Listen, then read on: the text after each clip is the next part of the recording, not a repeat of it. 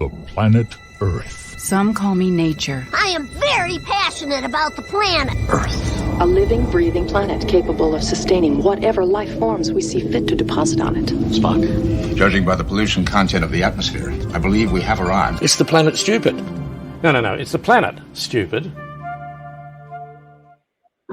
Our trusty guide for It's the Planet Stupid, Belinda Waymouth. Good morning. How are you, morning. Belinda? Thank you for your patience, as I often say.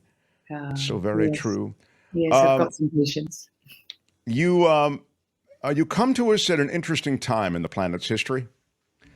Sadly, it's not all good news. I wanted to just mention this thing I was reading about the other day,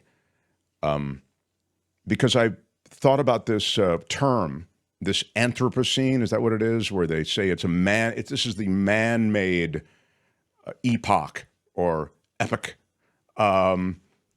Yes, so era. we've been talking about that since the year 2000, and what scientists say is it started in 1950 with the advent of nuclear weapons and the traces that they have left in nuclear power. And now we have a new epoch, don't we, Mark? Exactly. That's why I mention it. This Pyrocene epoch or epoch, which is reflective of the fact that the Earth is burning everywhere. These fires. Yes. Yeah. And it's wild because obviously Anthropocene, Pyrocene, both caused by us, and this fire thing is very, very scary. And I have to tell you, it made me think about the Greek myth, Prometheus, who stole fire from the Olympian gods to give to human beings. He gave it to us in the form of civilization, knowledge, and technology. And technology, our technology in particular, as regards fossil fuels, is now the thing that is causing these fires or really exacerbating these fires. And just as Prometheus was, punished for stealing the fire from the gods, we're in this horrible moment. I mean, I sort of hate to go doom and gloom right out the gate, Mark, but I sort of, what else can we do? This is very, very intense, this moment. And, while it's not just climate change that is exacerbating it, it is absolutely exacerbating it, but it's all these decisions that we've made, where we build, the wildland urban interface, the droughts that are caused by climate change, the invasive grasses that we plant these grasses everywhere. They dry when there's not enough water because they're not used to that ecosystem, or it's drier than it used to be, and then they're fuel for fires. It's a horrible cycle. Last year, a United Nations report warned that the number of extreme wildfires is expected to increase 50% globally by the end of the century, and that governments are largely unprepared.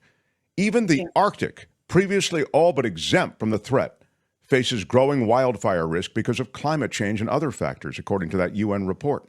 So this isn't like a snowstorm where we go, wow, that was a bad one. Thank God we don't get those a lot. We're going to start to get them a lot, and the Earth is burning up. So look, with the intense fires in Lahaina and how they were intensified by the situation with the tropical weather system, essentially feeding that fire with all those winds, it all happened so quickly. And those type scenarios is what the UN report pointed to. And again, it was all but ignored. And then the last thing I will say is, and this is just a note also to all of our listeners and viewers, on the stage last night in the GOP debate, they did touch on climate change. And, they in the main deny it. Vivek called it a hoax. It's so 1950s, the view of everything. But more to the point, clips like that and pieces of the debate that we didn't get to on today's show, we will get to tomorrow on tomorrow's show. But it was a sad moment, Belinda, when I saw that. When the issue of climate change is sort of pushed off to the side, and they say, Vivek, I think, who was the guy who was like the standout performer on the debate, essentially said, we got to drill more, we got to frack more, and we got to dig for coal more. He literally said those words. Yes. Well, when they asked them in the beginning, to raise their hands if they believed in human-driven climate change, and not one of them did. And then DeSantis did, one of his deflecting, what are you treating us like school children? We have to raise our hands. Cut to when they were asked if they would support Trump as the nominee, all but one raised their hands at that. They didn't mind being school children then. But honestly, pathetic that none of them could say that it's human caused, because of course, they're not all idiots. And, I will say cojones because it was mentioned by David just before. So I was like, I don't know if I'm allowed to say that on Mark's show. Oh, I am, because David said it. So I'll say it. Complete lack of cojones to be, there on this, international stage and to not be able to say this. And the fact that it's such a partisan, it has become such a partisan issue. The fact is they are playing with Americans' lives by not saying, yes, it's driven by human beings and it's driven by our activity. We have to get off fossil fuels. To have Vivek stand up there and say more drilling, more fracking. I mean, this is ridiculous. This is absolutely ridiculous. And it makes America look ridiculous on the world stage. Absolutely ridiculous. So I just have to say, GOP, hopefuls, all of you, you need to grow a pair and you need to really, better say what's what, because your job when you get in, into power, and I know really what they care about is being in power, but it's actually to protect the American people. And we are so at a crunch moment. And there are still 800 people missing in Maui. I mean, they've got dogs out there to find any little scrap of DNA that might be the remains of a human life. I mean, this is just, it's just unforgivable. It's really unforgivable what these GOP, hopefuls are getting up there and, not saying, basically, not saying. Oftentimes to please the room and to please the larger room, if you will, the metaphorical room, the public at large, defiance often seems like a rallying cry. And I've noticed the GOP, they're defiant on the issue of climate change. It's sort of, we don't need that. A climate change, the libs, it's drill, it's frack, it's use coal and nuclear. That's all we need. I mean, the defiance is something that's celebrated. So I think that there is there's a quality of denying, as you've sort of implied, that I think they all have. I think that in the main, they're smart enough people to know it's real. I mean, come on. And to know, I'm talking about that the connection to the human species is real. But I think that defiance is so celebrated. And as you've also suggested, political aspirations make it impossible to argue anything but that defiance. I wanted you to mention a story that you had pushed to me, and I really was intrigued because there was a moment where bees were sort of being talked about and the crashing of the bee culture, I'm talking about BEES, bees, was a litmus test for everything going on. Can you summarize a little bit of what you sent? Well, this is really amazing, this story. So we've got too many honeybees and we've been, hearing all about, hive collapse and what a disaster it's going to be. And, they pollinate 2/3 of our food crops and bees. But guys like this guy in this photo, they're actually telling, so all these organizations, corporations and other organizations that want to really sort of signal their eco cred are going, we're putting up honeybee hives on the roof of our, building in Manhattan. And, we're an eco hotel. Look, come up and see our hives. But now what we have too many honeybees. And the fact is we love the honeybee, we love honey, honey's great. But what's happened is there are so many honeybees. They are now out-competing the other pollinators. Now the other pollinators are not as sexy as the honeybee. You've got your moths, your wasps, your wild bees. They're not like our lovely fuzzy honeybee. But there's not enough nectar to go around. And so these other species, which are also vital in the pollination game, they're being out-competed. And then this is the really crazy bit. Honey production is down because there's not enough nectar. So honeybees have to use the nectar that they do find to survive, just to nourish themselves. There's not enough extra to turn into honey. So, so it's a conservation, win, but it's like, okay, now we have to pull back on the hives. I mean, there was one, beekeeper who, who's talking about he's going to do a 20% drop in his hives. And when he gets called by these corporations saying, hey, we're ready to go green, we want honeybee hives, he's having to educate them and saying, hold your horses, no, say no to honeybees.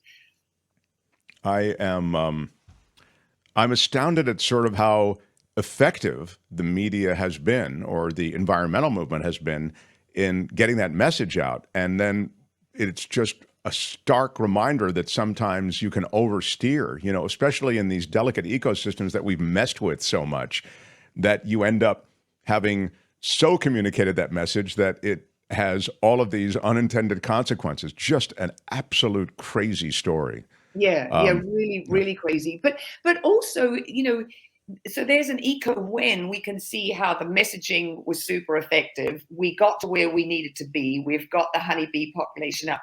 Okay, so now let's turn that incredible messaging, in another direction where we need some eco wins, Well, I always feel, I'd be curious if you agree, when it comes to stuff like the honeybee or endangered species, I think we're pretty good. Although I remember the Trump administration in the first month rolled back the Endangered Species Act.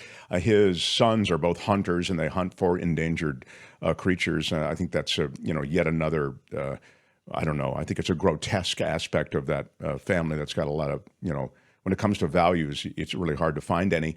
But I just don't know what the future is when it comes to lifestyle. I feel like we don't give up on lifestyle much. We're good with endangered species generally, as I say. The honeybee thing seems good. The save the whales thing seems good. But when it comes time to actually give up lifestyle things, changing diet, changing cars, changing anything, we're just really, I think, loath to compromise on lifestyle. Is that just me thinking that, or have you noticed the same?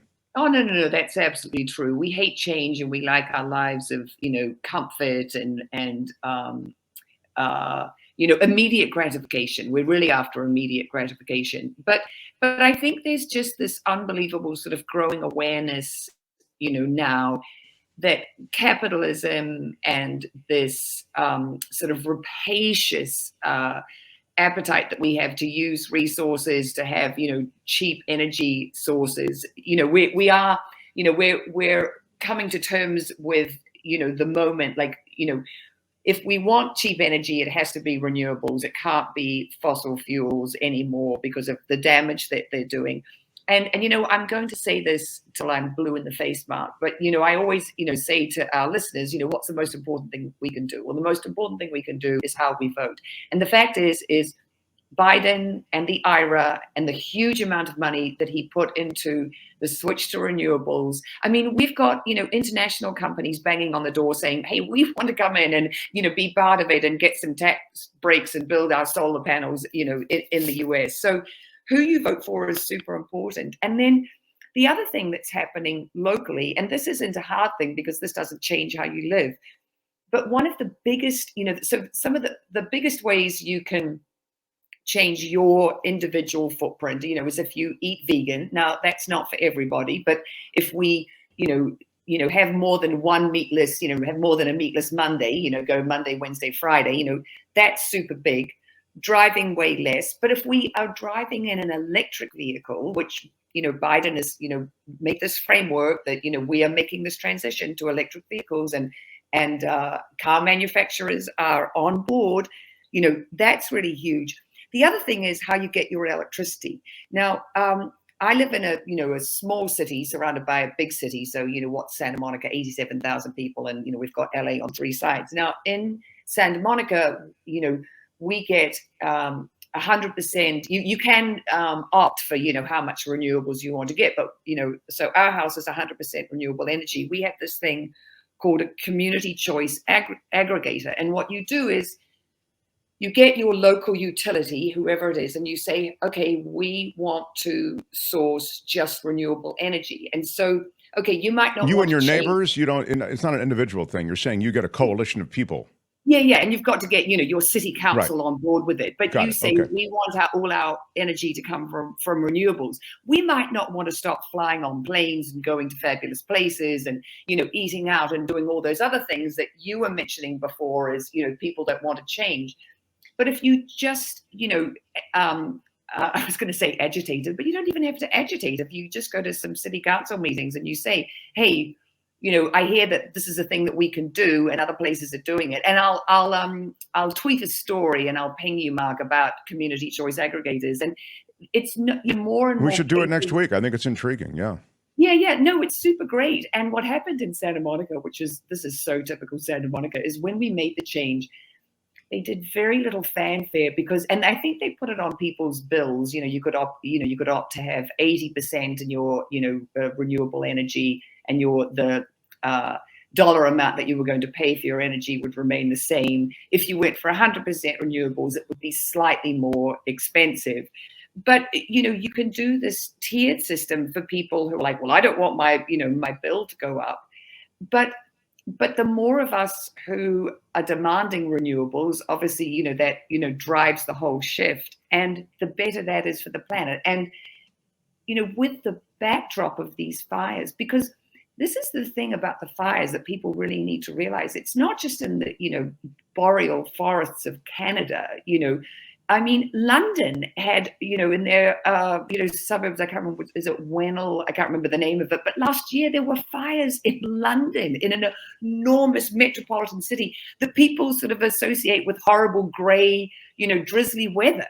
So, those fires happen everywhere. There's more chance that they're going to happen everywhere. And so do yourselves a favor. If you've got the GOP, dragging their heels, don't you drag your heels. Ask your local government to get, your city onto renewable energy.